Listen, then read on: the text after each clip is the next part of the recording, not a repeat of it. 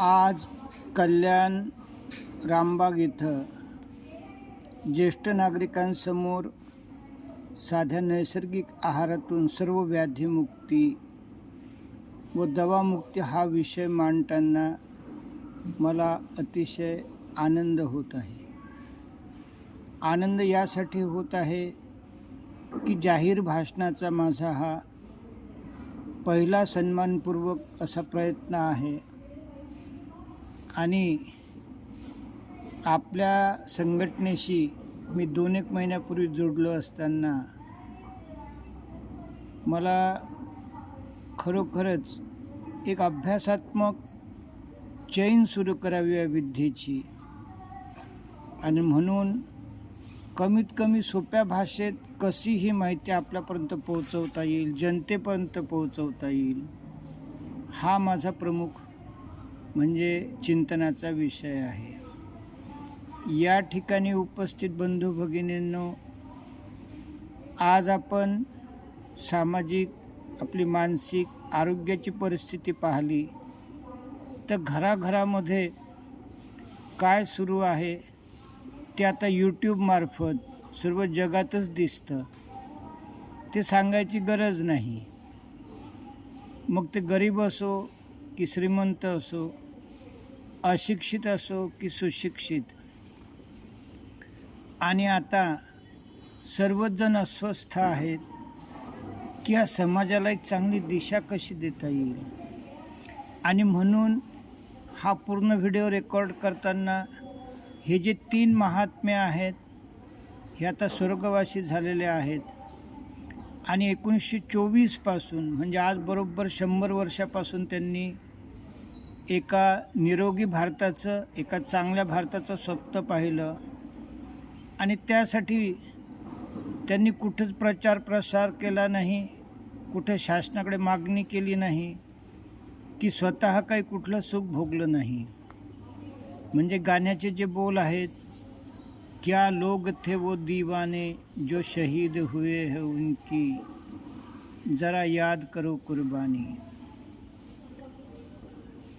आता 100 वर्षाचा हा प्रयत्न आहे आणि एका 30-40 मिनटामध्ये तुम्हाला त्याची आवड निर्माण व्हावी या हेतूनं फक्त मी तुम्हाला महत्त्वाचे मुद्दे सांगतो.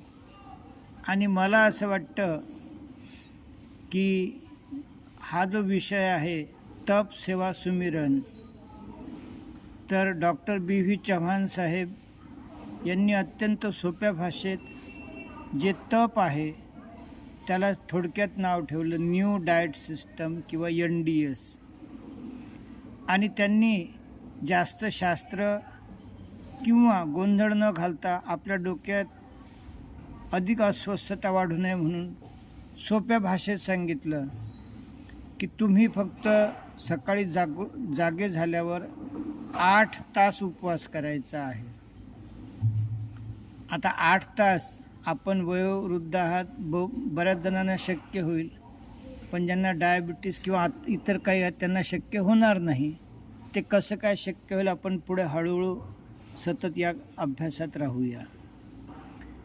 त्यानंतर ते म्हणतात की 8 घंटा उपवास करने के बाद तुम्हाला लॅक्सेटिव्ह ज्यूस मार्फत तो उपवास सोडायचा आहे. म्हणजे थोडक्यात म्हणूया की कुठलेही 50-60 ग्राम पानं खाण्याच योग्य अशी जी झाडाची पानं असतील किंवा भाजीपाल्याची पानं असतील ती 1.5-2 ग्लास पाणी टाकून क्रश करायची मिक्सरमध्ये आणि त्याच्यामध्ये अग्नितत्व म्हणून केळं किंवा द्राक्ष किंवा आंबे किंवा साधा गूळ असा टाकून तुम्ही तो 2 ग्लास ज्यूस घ्यायचा आहे.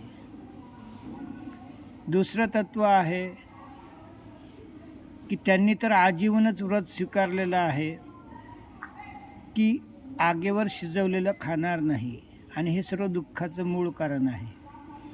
परंतु आपण जिथं आता 70 वर्ष आगेवर खाऊनच 70 वर्षापर्यंत आलो तर आपल्याला थोडं असं करता येईल, किमान दिवसभर आगेवर शिजवलेलं खाणार नाही, रात्री जे आहे तो आपण प्रयत्न करूया. तर याची सविस्तर माहिती माझ्या क्लिप्समध्ये इतर याच्यात दिलेली आहे. यानंतर या विद्येचं जे महत्त्वाचं अंग आहे त्याला एनिमा म्हणतात. डी चव्हाण साहेबांनी, बी चव्हाण साहेबांनी त्याला संजीवनी नाम दिलेलं आहे की महिनाभर तरी सकाळ संध्याकाळ संजीवनी क्रिया करायची. आणि याचे जे सूक्ष्म गोष्टी आहेत मी आपल्या लोकांशी सतत व्हॉट्सअप किंवा भाषणं यामार्फत कनेक्टेड राहील आणि एनिमाचं महत्त्व आपल्याला समजावून सांगेन. यानंतर महत्त्वाचा याच्यामधला मुद्दा आहे की या विद्येमध्ये ध्यानाला सुद्धा अनन्यसाधारण महत्त्व दिलेलं आहे. आणि आज 4 वर्ष झाले मी माझा प्रत्येक क्षण याच ध्यासामध्ये असल्यामुळे जसं आपण घर जे आहे दिवसा 5-6 वेळा झाडतो, भलाही ते सकाळ संध्याकाळ व्यवस्थित झाडतो आणि दुपारी कोणी पाहुणे आले, नाश्ता केला, थोडाफार झाडू मारला, केलं घर स्वच्छ. तर अशा प्रकारे आपण दिवसातनं 5-6 वेळा 5-10 मिनटं जरी ध्यान करत राहिलं आणि सकाळी झोपेतून उठताना आणि झोपताना जर 10 ते 15 मिनिट दीर्घ ध्यान केलं तर ते आपल्या मनावर जे संस्कार साठतात, जे मळ साचतात ते निघून जायला मदत होईल. आणि याच्यातलं तिसरं अंग आहे सेवा. तर जिथं आता इथं हे ज्येष्ठ नागरिक संघाचं कार्यालय आहे, हे जनसेवेसाठीच आहे. तर थोडक्यात असं म्हणता येईल की कोणतेही पैसे न घेता केलेली सेवा म्हणजे ही निस्वार्थ सेवा म्हणता येईल. तर अशा रीतीनं आता या विद्येचे आपण हे जे आता 3 महात्म्य आहेत, 100 वर्षापासून यांचा फक्त 5 गोष्टीवर प्रयोग सुरू आहे. अर्थात ती बाब आता यांचे पुढचे वारसदार डॉक्टर गोपाल शास्त्री आणि श्यामा दिदी ह्या करत आहेत. आणि तो काय आहे तर त्या गोष्टी आहेत की या ब्रह्मांडातला, या पृथ्वीवरचा प्रत्येक जीव निरोगी कायासाठी धडपडत असतो आणि तो ज्या 5 गोष्टीकडे पाहतो तिथं भ्रम आहे, सत्यता नाही. सत्य आणि भ्रम काय आहे हे मी सांगतो. तर निरोगी कायासाठी आपले सर्वसाधारण कन्सेप्ट आहेत की भोजनमध्ये शक्ती आहे, औषधीमध्ये आरोग्य आहे, पैशामध्ये सुख आहे, पुस्तकामध्ये ज्ञान आहे आणि मुलं बाळा आप्तइष्ट यांच्यामध्ये प्रेम आहे. आणि मला वाटतं तुम्ही या गोष्टीला सहज सहमत व्हाल. परंतु आपण प्रत्यक्षात जर पाहिलं तर रामायण किंवा ग्रंथांमधून या लोकांनी ही 5 तत्व स्वीकारलीत आणि त्यांनी म्हटलं की भोजनमध्ये शक्ती नाही, औषधीमध्ये आरोग्य नाही, पैशामध्ये सुख नाही, पुस्तकामध्ये माहिती आहे, ज्ञान नाही आणि आप्तइष्टांमध्ये कर्तव्य आहे, प्रेम नाही. बस एवढ्या ह्या महत्त्वाच्या गोष्टींच्या भोवती हे संपूर्ण समाज परिवर्तनची जी नवीन दिशा आहे ते विचार फिरतात. आणि ते कसे कसे ते आपण इन ड्यू कोर्स माहीत करून घेत राहू, अनुभव करत राहू आणि मग पुढे एक एक पायरी चालूया.